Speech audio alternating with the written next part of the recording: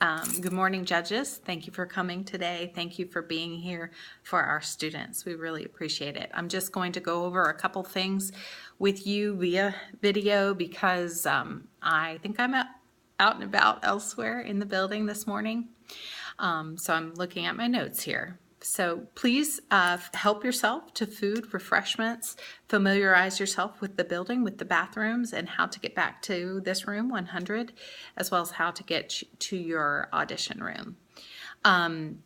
Some bullet points: please be seated and ready to adjudicate at 8 a.m.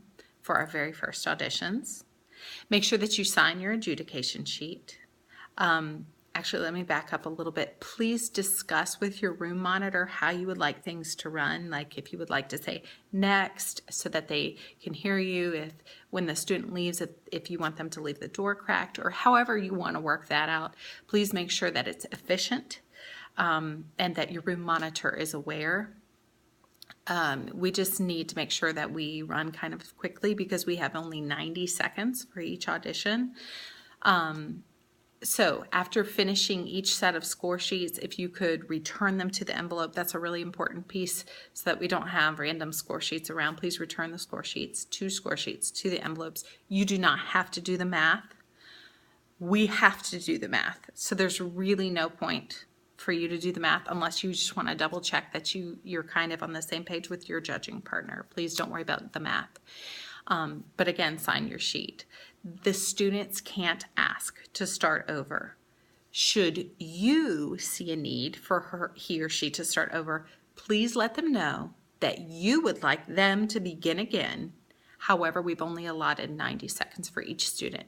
So basically, it's at your discretion, and it's not a request that they can make for them to start over. Please be consistent throughout the day. If you could, after this video is over, get with your judging partner and start chatting about how you want to score the students and how you expect to rubric to look.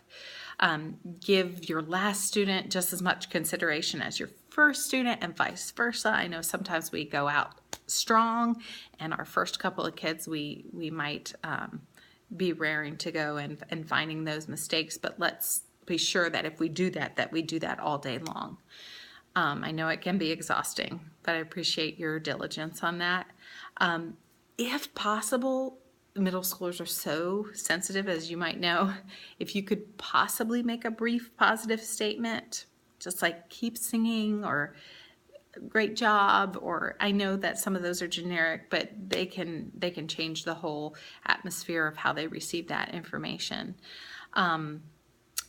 If they sing the wrong voice part, let's say it's just incredible voice, but it's the wrong voice part, that would be marked down in the accuracy category. And you might want to write, wrong melodic line.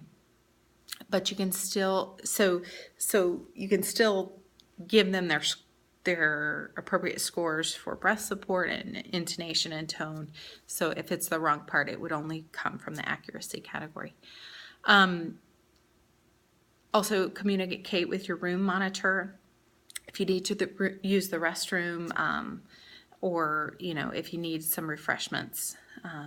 Your room monitor can get in touch with me. So, and then every teacher teaches these things differently because this is a madrigal style piece. We all have kind of different pronunciations. Hasteth, lasteth, hasteth, lasteth, leisure, pleasure, leisure, pleasure. We all teach that differently, so just consider that. And the baritones can take either note for those baritone room judges.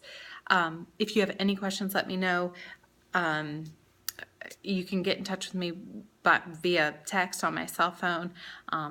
And I hope that I've gone over everything. I hope that you have a wonderful day.